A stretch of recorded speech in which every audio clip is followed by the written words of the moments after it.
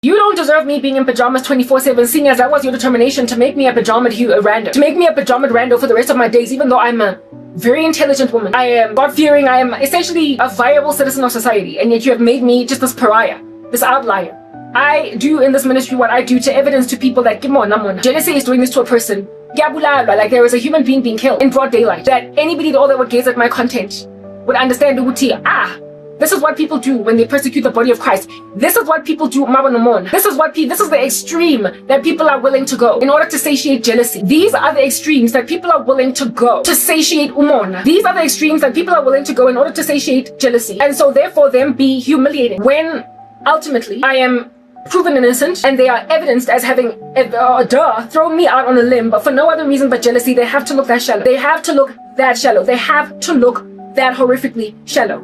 Now, I want to show you what the past couple of years of my life have been like and what success I have achieved, what prosperity I have achieved in being made thrifty because I have nothing, and in also rocking up, pitching, arriving, essentially, in spite of people saying, you're going to sit and gather dust, in spite of people making a determination that and listen, merely exist, despite their determination for my mere existence. I want to show you how I have made a decision to rather pitch where I can, that what small seed I have planted, the Lord, my God, will water it. And so therefore, so understanding in people as to how far and how deep this witchcraft stuff goes, and how it is that if you as a human being are not intentional in keeping yourself alive, if you don't keep yourself defibrillated, if you don't keep yourself like one who has hope, those who are trying to make you hopeless, aimless, and nothing, that want to reduce you to hollow note and ash will succeed. Because this stuff goes deep and it goes far, it goes wide. This here affliction on people goes so deep and so wide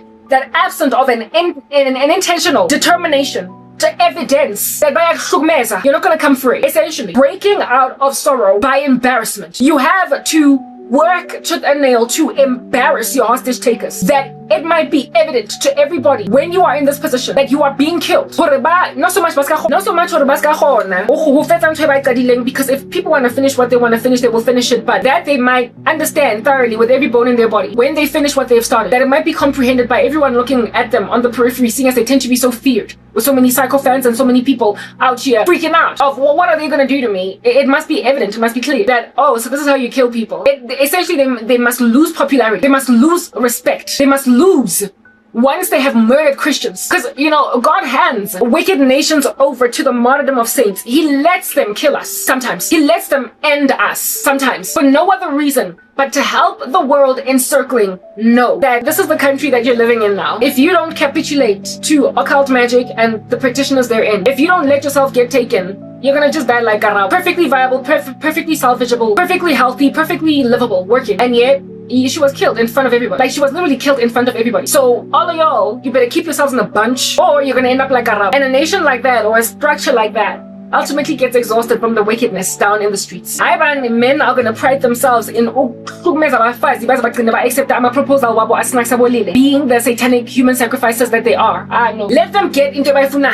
Let them get every last one of their wildest dreams fulfilled. Let them realize their wildest fantasies. Let them enjoy running people around in a maze until they surrender. Let them run a country with that much fear and see how long their structures link. I want to show you what I've been doing for years and why this is proof of the fact that your witchcraft is not working. God is. And if at all my life is not coming up for air, it's not that the Lord can't rescue. It's that in certain spaces, God won't rescue his people. It's not that he can't do it. Is that he won't. Because nobody says to God, nobody throws fireworks at God's feet and expects him upon them being lit to jump. As the firecrackers are like going pa pa pa pa pa pa ta ta pa pa pa. And then God is like woo, woo, woo, jumping up and down. You don't throw fireworks at the feet of God and expect him to jump. Like he is not omniscient or whatever, omnipresent. Like God is not omniscient or omnipresent enough to be able to anticipate that fireworks are going to be thrown at his feet. He knows everything that's coming his way. Therefore, if there appears to be no deliverance for saints, it's that a country's been handed over. When there appears to be nobody coming through for Christians, that's when you enter into a dark ages. If at all the Lord has shown you, Mamela, South Africa, you are dead and dying. You are ebatong. Yes, I've been saying it for years. This country is gonna lose. It's standing on an international scale. You're facing so much hardship. You're facing so much economic downfall. You are facing so much civil war. You are facing such an unrecognizable country that I don't know why you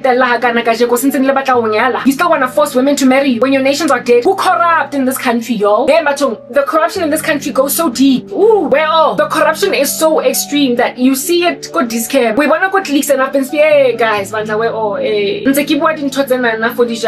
today when I came back from where I went, I remember thinking this is just corruption. It's not inflation. This is corruption. It's not inflation. This is predatory pricing. It's not inflation. Because if it was inflation, if it was true economic hardship for everything and everyone, that is just a knock-on type inflation on everybody, like as in every industry is impacted, every shop, everyone that can retail is impacted, then everybody would have done this to their prices. You see the corruption, you see the predatory pricing, you see the business practices that are unsavory. When you go everywhere else, when you've been made thrifty like I've been made thrifty, when you have been made industrious like I've been made industrious, you see the corruption. The Bible says, seek and you will find, knock and the door will be open to you. Hallelujah, hallelujah, like the song. If you seek the Lord's face, he will open your eyes as to what's going on the ground by opening your understanding to his word. When you draw near to God, he will draw near to you. And when the Lord has drawn near to you, he reveals secrets to you. He shows you what's going on. He makes out of you a messenger in that space. He makes you salt and light in that ecosystem. He will enable you to peruse aisles, ecosystems, environments that other people not necessarily are not perusing them, but they're not careful to observe certain things in those ecosystems because they don't have to observe carefully in those ecosystems. I have had to be thrifty and industrious, and so therefore extremely observant of things like prices because of my situation, my life situation, because of where I find myself. And I would imagine that a lot of people understand what I understand because they've also been placed in poverty, but they don't have the kind of ministry that I have. They know what is going on the ground. They know, they see it, but they don't have a platform where to voice it. Neither do they have suspicions of what's going on in the country. I am suspicious of this nation, and I've been suspicious of this nation ever since I got thrown into obscurity because I've been getting prophecies, I've been getting dreams, I've been getting visions. The Lord has been speaking to me. So, of course, I'm suspicious of the nation in a way that other people that have made the same observations as me, being that they're not suspicious, don't therefore make these kinds of declarations on a podium. I guess that's why the Lord has to set apart his people, that they might be able to identify such corruption as this. So, night before last, I was watching one of these Bible channels that explain the Bible. I forgot which one it was, but essentially this particular narrator was explaining the book of Amos. And I remember just thinking, it's been like that for a minute, hasn't it? Yo, it's been like that for a minute. It has. Stuff has just been going on a loop. You know how there is a saying on earth that history repeats itself? Well, there is also a scripture in the Bible that verifies that this is a reality. In the book of Ecclesiastes, where it is written that there is nothing new under the sun. The same issues that were going on in the days of Amos, so as to prophesy to Israel, were happening right here, down here in these streets, are happening now today. The same things happening then, they're happening here now today. And so therefore, if there's nothing new under the sun, if there is nothing new under the sun, and history is repeating itself, therefore you necessarily must also imply that how God is going to respond to certain behavior is similar to how he reacted back then. So if you're freaked out or trepidatious by the God of the Old Testament, my darling, understand that if at all your country looks anything like what it is that he was rebuking Israel for being in the days of Amos, if your country looks anything like that's your judgment, that's what's coming to you. Also, the other day I was listening to exposition on Obadiah, and we're gonna get into that because y'all know I can talk for hours. But before we get into it, so you can understand South Africa, what's coming to you.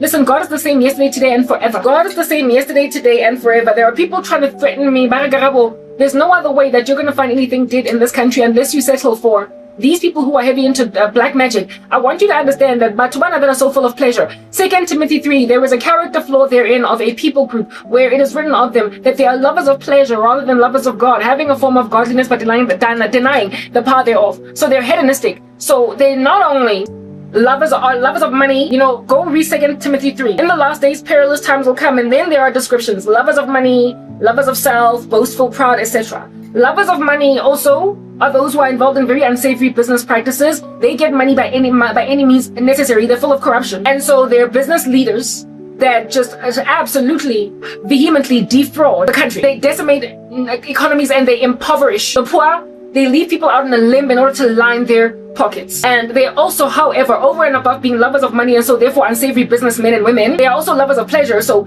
They acquire money, wealth, assets, and then now they just want to enjoy their lives. They're hedonistic. So what then is involved in pleasure? Wife seeking or girlfriend seeking, womanizers, philanderers, sex, partying, drinking, eating, getting your fill of the earth, pleasurable activities to the wealthy that are corrupt, however, because not all wealthy people are corrupt. To the corrupt wealthy. Pleasure seeking involves grabbing and taking different as you want. Anyone among those that you imagine are your servants at your mercy. You think the whole world is your playground. On the heads of people you dance. So beautiful women that are going through a lot, I'm taking it. Beautiful girls whose parents are stingy, miserly, I'm taking it. Handsome young men, they're my slave, I'm taking them. And I might even also take them sexually and sodomize them. Human beings are there for your consumption. When you are wealthy, you eat the poor. That's what you do. You eat the poor. So you are a lover you are a lover of money, lover of self, and so you're corrupt in your business. And because you're also a lover of pleasure, rather than a lover of God, you also eat the poor. These things are intertwined. So me being poor, I am being sought for the devouring by these wealthy crazies, and I'm here to expand on that particular topic, that particular conversational discourse, that you might comprehend what's coming to you, baby. That you might comprehend what in the world and the heaven is about to hit you upside the head, like the song, oops. Upside the head, said oops, upside the head. Listen, it's coming. My industriousness has enabled me to make these observations not only just this year or just today, but over the past couple of years. And if at all it's an epidemic, if it is a gangrene that has been spreading over very many years, my honeys, my bumbles, and my sugar plums, it means that we are kind of far gone in the whole thing. If it was bad at the very entry point of my sorrow, honey, it's worse now. Because in the early stages of my sorrow, because of the way that I was just enduring so much at the hands of my family, I ended up getting my own apartment. I was living in 4 ways. And this was just like 2 years into my sorrow. I'm in it now 11 years, right? And I lived for 4 ways, having paid rent for a year, using my pension money. So therefore I was there for a year, and I was shopping in that region, in that area. I ran out of money, and I had to now start to be really thrifty and eat. I had to find a way to eat. And I taught myself how to basically just, live on a crazy budget, eat just enough. Because I was always fasting, only eating 1 meal a day, it went a long way. But I would like make my own bread. I would make so I started buying things like flour as opposed to just a loaf of bread. Do you know what I'm saying? Yeah, I went through a lot, right? I never imagined that I would ever undergo food insecurity, but I went through it. And during that season, I had to be thrifty pertaining food. I couldn't just buy what I wanted to buy off the shelf of Pick and Pay, off the shelf of Checkers. And that's when I started to notice just these disparities in prices. And that's when I started to try and see if I can find cheaper products here and there. That's when I started to discover that price does not necessarily equate to quality, and that it is possible to get quantity for high quality insofar as you know how to look, where to shop, where to go, right? So yeah, that's when it started. And that was, like I said, 2 years into my sorrow. So I was entered into this like in 2014, 15, 16, this is like 2016. We're now in 2026, look at that, 10 years later, okay? We're now in 2026, and listen, it's still going on. It's still giving. The situation is still out here, manifesting gnarly. If you can afford to mark down a price at a store, to clear the stuff off your shelves. It says that you have had to add meat, you have had to add fat onto there to make it possible for you to put stuff on sale, and then put sale stuff even over and above sale stuff being on sale, more so on sale. To just keep marking things down. Barely ever do stores mark things down to cost unless they're closing shop, unless they're liquidating, unless they are, as a company, essentially dead. If you are not a dead company, you are highly unlikely going to mark anything down on your shelves to cost. So so stores are always making a profit. So how low can you go? Like that Arabian game, how low can you go? Riba, riba! How low can you go? Riba, riba! Underneath that rod, how low the prices go shows you how deep the corruption goes. It shows you how predatory pricing is. It's a crime in the country under competition laws. It's wrong. So it's illegal. That's why I said, like the other day in my video, I was talking about if you ignore your own laws, then God is gonna go all Old Testament on you, baby. Because if we don't have the law to run with in these 2025 streets, what do we have? So let the Lord then judge you the way that he done judged people in the Old Testament. Then you're gonna know what time it is. Then you're gonna understand. Yeah! Okay. Well, if at all you're gonna ignore your own competition laws, hey guys, wait a second, if nobody's arresting you, let Jesus arrest you, paga. If at all your judges are too, you're machuchisis, if you're machuchisis, bad chisa nabo. Like if Hong Kong, but they're not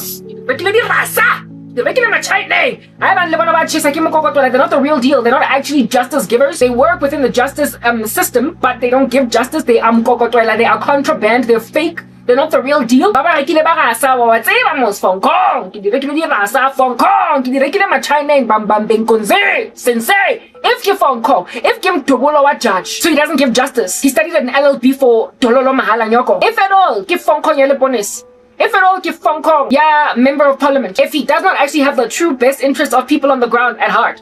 If at all, he is not a true public servant, but a servant, eba rekiling rasa, eba rekiling machineng, eshisayo, eba bayo, like contraband, like drugs found at an airport. If at all, he is contraband judge. If he's a contraband judge, or a contraband lawyer, or a contraband police officer, contraband president, if they're not really serving the public. I know, shame. Hey, I don't know total justice. I know. Forget if if they are keeping their pockets lined, and who suffers the most when you've got like contraband judges and contraband legislators, contraband executors of the law. It's the poor. They pay each other, mamela. This has been happening. Days of Amos. See, it's been happening for a minute. If at all, those who are supposed to be public servants are not serving the public. They're serving their own lines. Their own pockets, lining their own pockets. It is the poor that are devoured whole. And those are the ones that God always takes up the cause of. Because wealthy people, you tend to be the ones placed in power, so therefore awarded opportunities to execute justice down in the street. It has been awarded you a mantle since you studied at university for all those many years. It has been awarded you to protect the weak, to protect the poor. You have been the one that has been entrusted, seeing as the weak also tend to have voted for you to be a president. They tend to have approved you as a judge. They tend to have voted you in. They swore you in. They put their faith and their trust in you. They lean on you. They trust you to maintain the separation of powers. Okay? Like you're a judge, but I mean, really, why are you kissing the behind of the president? That's the executor and the judiciary out here in cahoots. You're supposed to be separate, but you're not. When then you're in cahoots with each other. Oh, like debunked randos, you gnarly monstrosities here. You need God. You need the judgment of the Old Testament God that's just gonna clap you for being a contraband baboon. You need to get caught at an airport of an international country that even gives you a death penalty for daring having drugs in your hair. You need like something, a rude awakening where you thought you could just be a mole for drugs in a country that has got a death penalty for that kind of stuff. And then you find yourself out, you're getting killed in a foreign land. You need that kind of rude awakening and God's judgment over those that are supposed to take care of people on the ground, especially in a nation that calls itself Christian, godly, or in the Old Testament, the Jews. When you are the nation that belongs to God, and yet you out here easily make yourself contraband, the God of the Bible will handle you. My thriftiness that happened over here, as a result of a life that I've been thrown in, so I was made price sensitive, has made me discover a most gnarly corruption that's been going on for a minute in this country, and I can't tell you how long. All I know is that shortly after losing everything, I had to become price sensitive, and so therefore started looking closely at stuff like that. And at that stage, which was, like I said, 10 years ago, mamela, it was already crazy then. And I already, listen, my content, if y'all had time, if y'all were to sit in a library and just out your page through everything, comb through everything I've ever posted on the internet, including stuff that I have privatized, you will remember that I spoke about this because I've been blogging for a minute. I've been vlogging for a minute. I've been recording my journey this whole entire time. It's just that some of my stuff I've privatized it. Okay, listen, the same conversations have been leaving my tongue, and it's 10 years later, and the status quo has not changed. If anything, it's gotten worse. I can understand an economic recession, a slump, and all different kinds of other extraneous economic forces causing inflation. And so wonke umuntu gotta pay a little bit more for bread. Alright, I can understand that. But if already 10 years ago this was an issue, it says, my darling and my pumpkin and my sugar la la la la la la, that thanks to our economy is going through hell on earth, especially after coronavirus, you could still afford to keep your prices exactly the same and still be maintained as a healthy country. Nice and fat and chubby, because you were already embezzling funds back there. Because that's what you're doing when you are taking money out of South Africans' pockets to line your own bank account, however beefing it up with random corporate executive in price of food. Basic stuffs, yo. What we gonna eat? What we gonna eat? Tell me, what am I gonna eat? I'm hungry. I'm hungry. Feed me. Okay. They don't want to feed nobody. It's alright, though. Nobody need to be feeding nobody, but God gonna slap the food out of your stomach. True, wealthy men and wealthy women. God knows how to judge. And we're gonna get into all that. I want to show you my purchases. Sako China, and I want to tell you what the same stuff costs for discount. So the China Mart, where I go and I purchase izinto zam kiko bana ba batho re le tlohele lona ko teng ne lo ba betrinyana ba leja ba le loma ngalacha. Despite se tlhabaleja mara ke rona taba le nna le busy ntse le ntse sefubeng le batla ke longela dintshangana tsa snacks tse ha ba qeta o leng natha lona dinko They're lovers of pleasure. But first, by the country, out of a love of money, corrupt business practices, and then they come and they want to take your 17-year-old daughter and bafuna second, third, fourth, fifth wives because they've made themselves wealthy from impoverishing South Africans. Anyway, because God says that don't repay evil for evil, but with kindness heap coals of shame on their heads. Maybe some kind of way, but so I will give you hints and tips. Just like I keep on telling you.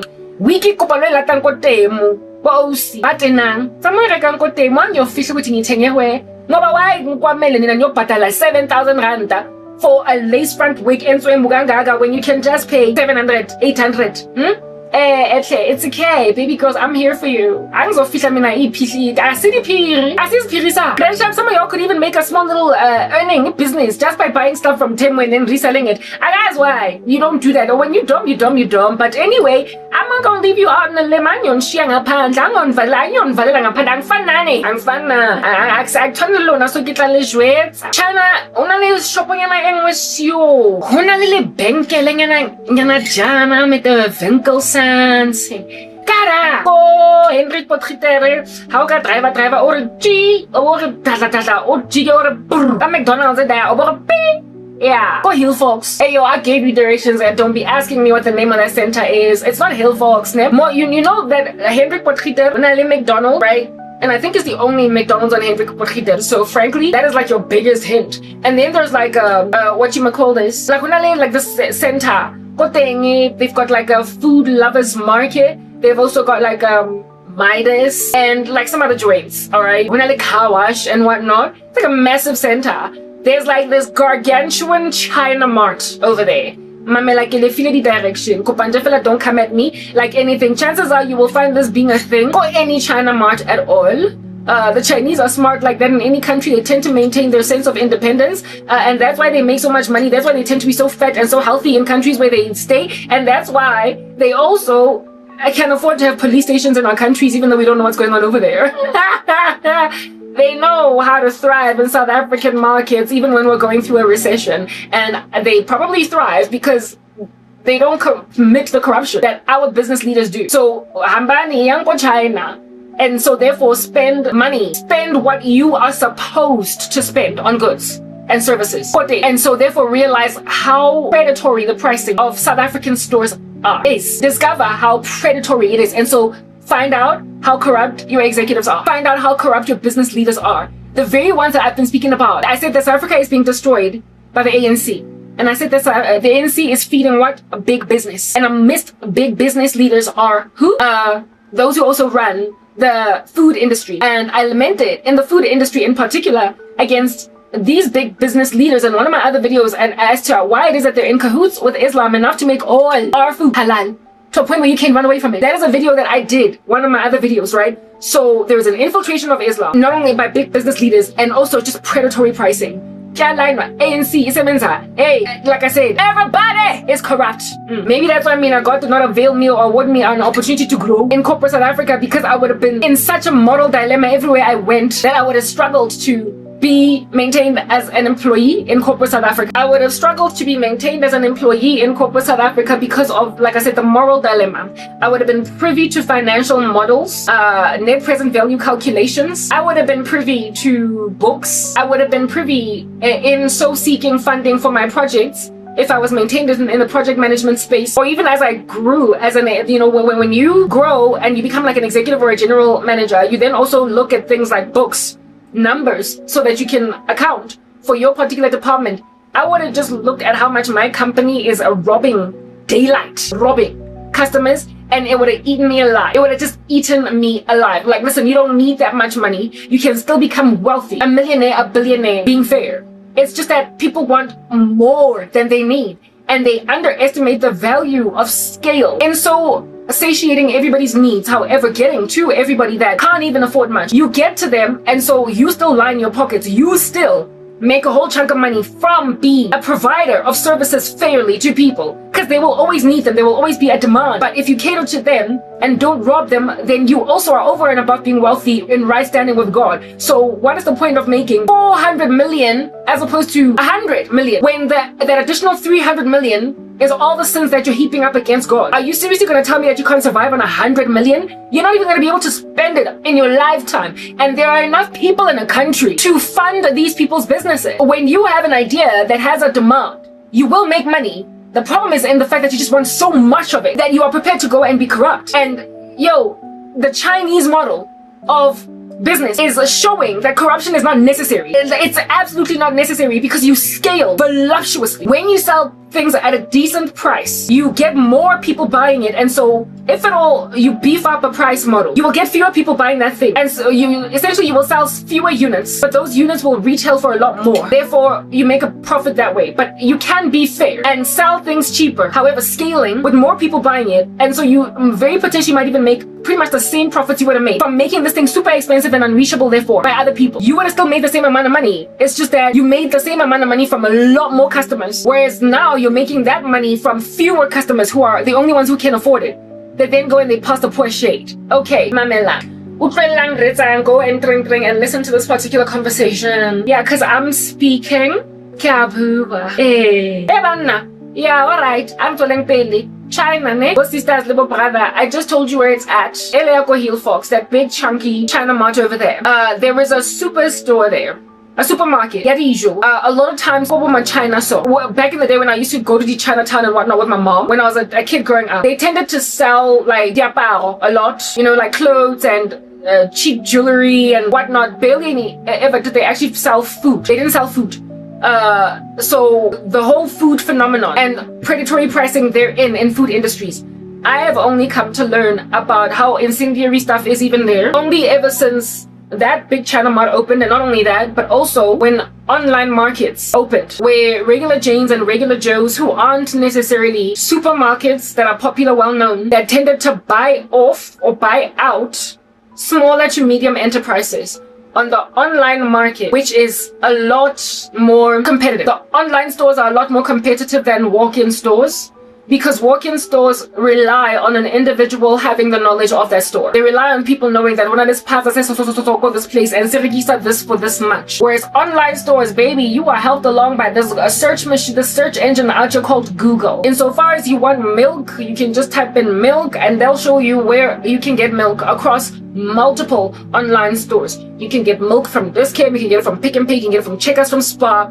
Essentially, it compares prices for you. And there is also, if anything, on Google Shopping, it even compares prices. And it also enables you to have like a drop-down box where you can choose the range of affordability for that particular thing that you're looking for. So if you want to buy wireless headsets, you can just type in wireless headsets range from 100 rands to 450 bucks, and all the places where you can get them within this range will then pop up. Is it Take-A-Lot? Is it whatever, some other thrift store, Amazon, blah blah blah, so very many. So the online marketing space is a lot more competitive than, like I said, a walk-in shop, where it is that you gotta know that Mr. Johnson opened a little cell phone shop where he's selling earphones or whatnot. It's a lot more convenient, and I would know because before I fell in love with the online space and actually had a bank account again, because yeah, you impoverished me to a point where there was like a whole season where I didn't have a bank account.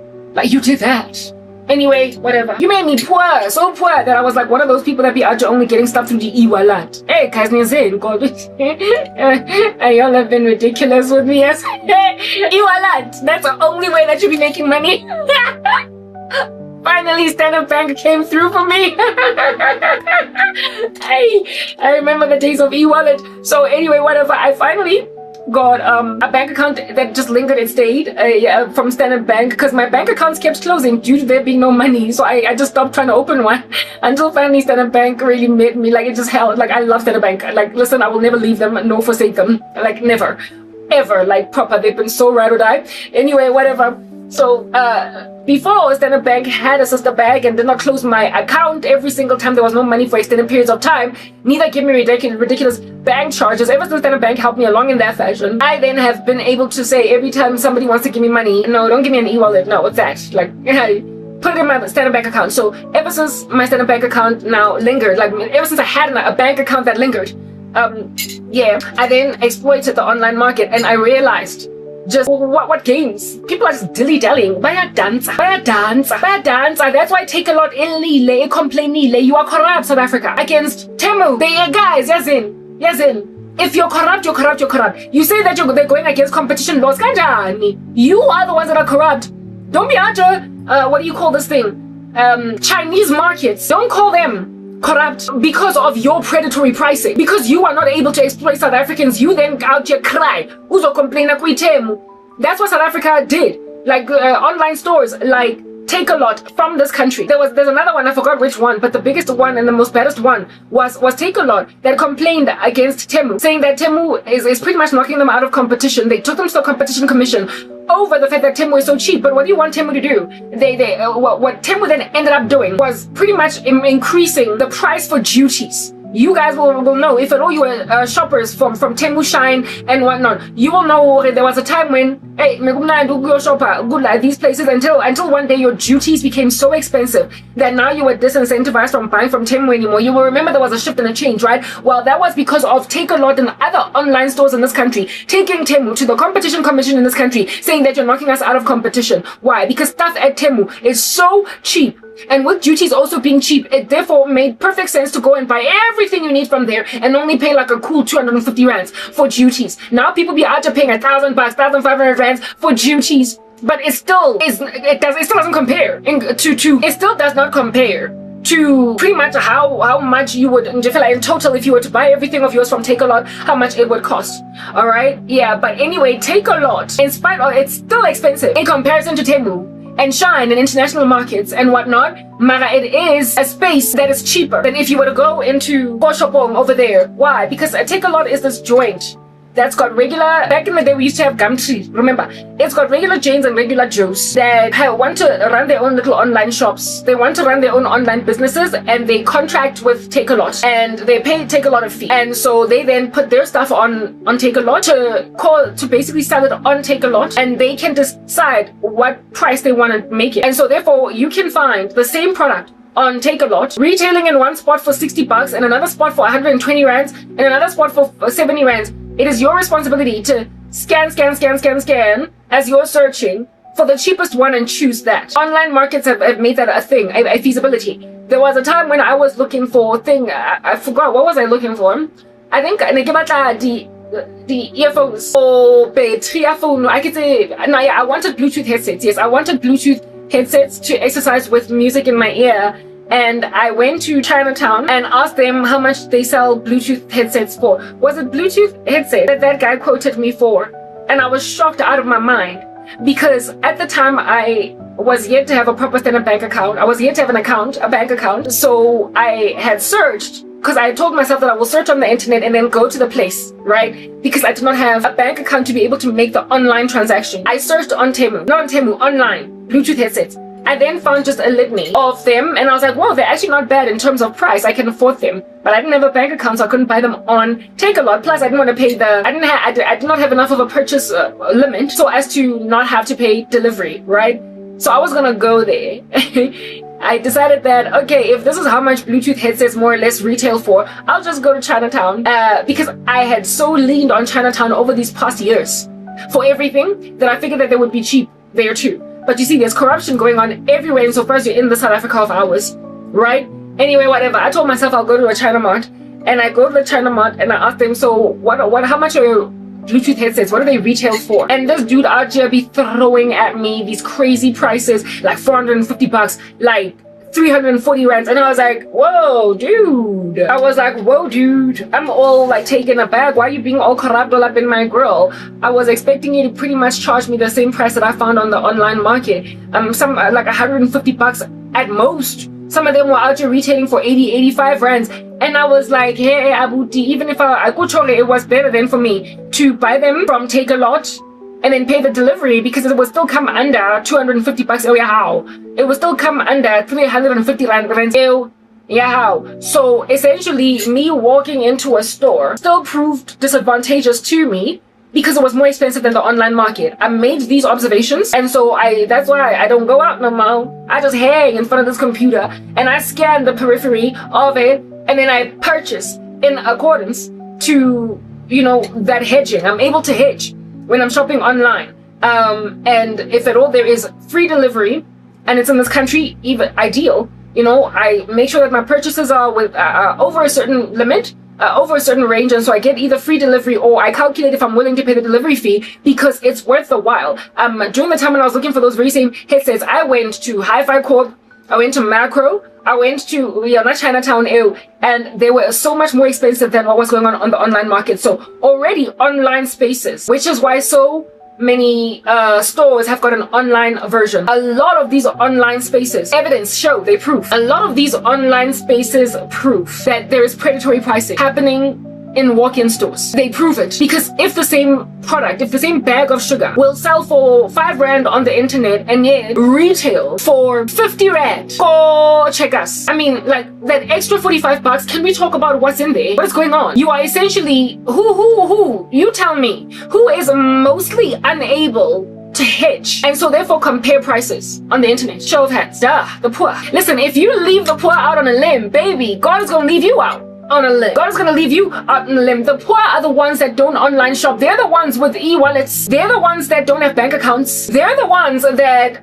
walk into stores. They don't have internet where they live. They don't have Wi-Fi just going on a loop. They're the ones that essentially are being exploited by big business leaders as ones who will always buy their 50 rand gangster sugar as opposed to the 1 year 5 rand. They're the ones that when they buy things at the in stores, they're the ones that when they buy things at stores, okay, tends to be purchasing just one thing or just 2 things. You know how with delivery, if you're gonna get free delivery for your stuff, if you buy it on Take a Lot or whatever, you have to have a minimum purchase, like 600 rands minimum purchase, 500 rands minimum purchase type setup thing. The poor tend to walk into a store and they don't have, they're not going to go in there and spend minimum 600. But again, and definitely like 1 loaf of bread. They're going to go in there just to go and buy 1 bag of sugar. They're going to go in there just to buy 1 thing. So they are not only walk-in customers largely within the poor community. The majority of people who walk in are poor, and they also don't have that minimum spend. Have an internet. So if you are predatorily pricing things that are for walk-in stores, in particular, you are aware that those that you're going to most like steal from are the poor. You are aware that you're stealing from the poor and you don't care.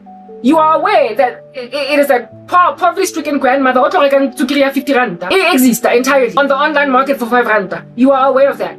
I saw that discrepancy when I went out there in the wilderness looking for Bluetooth headsets, and I finally bought them online on Take a Lot with the other things that I purchased that then came like I ended up buying them, the first ones ever that I bought, for like 140 rands, and they lasted me a good 2 years, so it was worth my while. Do you understand what I'm saying? Yeah, Mara, go Hi-Fi Corp, they were out here robbing me daylight. They were robbing me daylight even at Macro, bulk buy, schmalk buy. They were robbing me daylight at the China Mart. And they these Muslim guys, right? They had a shop over there, and yeah, whatever. Wreaked havoc all up in my grill. Lovers of pleasure rather than lovers of God, having a form of godliness but denying the godliness, but denying the power thereof. Like broad daylight robbery. But people go to these places, these China Mart joints, right? They go there precisely because they know things are cheaper. So in walk-in stores that are cheaper like that, like the China Mart, if at all there's corrupt business practices there, they will be cheaper than discount, but they will still be more expensive than the online market, because like I said, the online market is a lot more competitive. There's a lot more things lined up next to each other that you can compare, that then will cause you to entirely just walk away feeling all insulted, like they just swore at you or whatever, at something that is priced 50 bucks more than everything else within that same product. Like, nah, you're swearing at me, you're using expletives with that extra 50 bucks. Get behind me, Satan, and then kata. You will then purchase the cheaper version. Elora is the exact same product. Yeah, Mara, I would yet to learn about the online markets for some years, okay? For some years, Mara, even before I would find out about how the unscrupulous activity, and before I would discover the unscrupulous and uncouth activity of all this beneath activity, for it is beneath me. Before I would discover this beneath activity, I was only ever searching out for cheaper alternatives, not so much in food, but just like products, like things, like, you know, the headsets and whatnot. Mara, ko dijong, More thing, Nikki stranded. There I was stranded with Pick and Pay. There I was stuck with Checkers. I was stuck with Spa. There I was stuck with Bona until I found Chinatown and Ayako Hill Fox, and then I started to be able to buy products, face care, alright, cheaper. I found a skincare joint at Chinatown that sold all the face care under heaven that I had studied about on the internet for like decent prices, slaying Dischem. And then I realized just how predatory the prices of Dischem are, because if this particular lady that sells all these products, L'Oreal, Revitalift, Garnier, La Roche-Posay, yeah, don't nobody know how to pronounce that, okay? La Posay, La Roche, whatever. All these like high-end drugstore retinols and hyaluronic acid whatnots. However, for like just a violent discount, I was like, if this woman is obviously making a cancerous profit, it's metastasizing, it's reached stage 4. And yet she is so much cheaper than Dischem. Dischem ibulala bantu unnecessarily. We don't know what's going on over there, right? So I stopped buying products, face care, or Dischem, because listen, anybody got no time for that? Nobody got no money. I'm broke. I'm poor like a lake. So because I went on no. So I stopped buying face care, but then I have this ever since listening to a couple of nuggets of advice on the internet machine, I have this like shake that I drink every day just to like boost my immune system, make sure that I don't pass away from a decrepit disposition of a withering away constitution. Yeah, because I get to use big words. Seeing as people are just aging me because they can, I wanted to keep my immune system in a juicy bunch. So during the time when I was still working out, and listen, I need to go back to that because I'm gaining weight. Even my fingers are fat now. The kid is not my son. I don't recognize my own fingers. It's like they're like an adopted child. Okay, anyway, whatever. Yeah, I'm getting fat. During the time when I was working out, during the season when I was working out, I wanted to create a protein, healthy shake thing to help along my muscle development. And also I wanted to bring in superfoods that were nice and cheap into my body, whatever, just to help my health cause along. And I happened during the time when I was breaking out heavy with acne, I wanted something that would like heal my skin from the inside out. So I took a whole bunch of counsel on the internet as to what helps along with that. And so that's when I started falling in love with superfoods, and I made myself a super drink, right? But of course on a budget. So I started to learn about fenugreek seeds, hibiscus. I started to learn about turmeric and the benefits of cayenne pepper, wada. So I make myself a shake every day. A shake. Come on, baby, let's do the shake. It's more like a twist, but I call it a shake. I make my own shake, and this shake is an immune shake. It's an immuno boost shake, and I believe deep down with every bone in my body that it actually is boosting my immune system. I believe it. I believe it does heal, because I haven't been sick now, have I? It works. Though I have no proof, I nonetheless trust it. Okay, so this shake of mine has been a thing going for a minute. I also want to grow my hair. It's like a ladu. Like, you know how the Indians make ladu? It's like my ladu, but instead of like my roll of something beautiful to eat, it's my drink. And I prepare it for the week, and I just hang it 10 in the refrigerator. And I drink 1 glass a day in the morning just to give me a shot and a boost, and it actually makes me feel better. You know, it does work. I believe in my drink. I can drink. Woo! And it'll grow my hair. It grows my hair. And never mind it growing my hair. This drink that I believe in, yeah, it gives me even a boost. Like, I'm always fasting, and because of that drink, I don't be feeling shakes or nothing, okay? Throughout my fasting type establishment thing, anyway, whatever. So let me blow my nose. Amen. This is the evidence that I'm a human being, guys. I can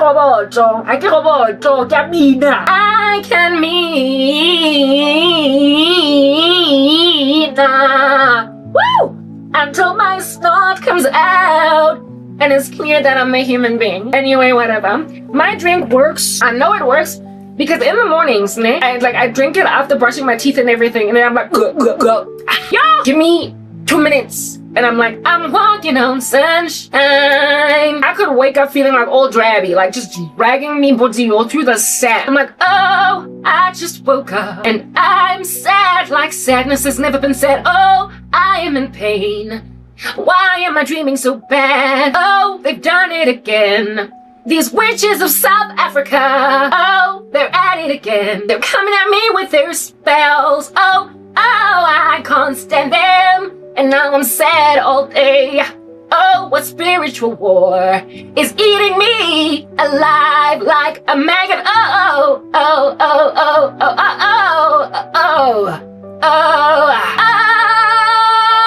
oh. So that's like my song in the morning.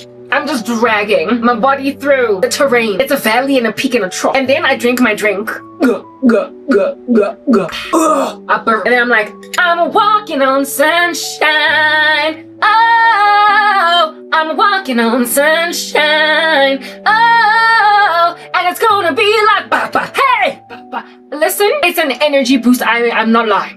And it also lifts my mood. Don't know what's in there.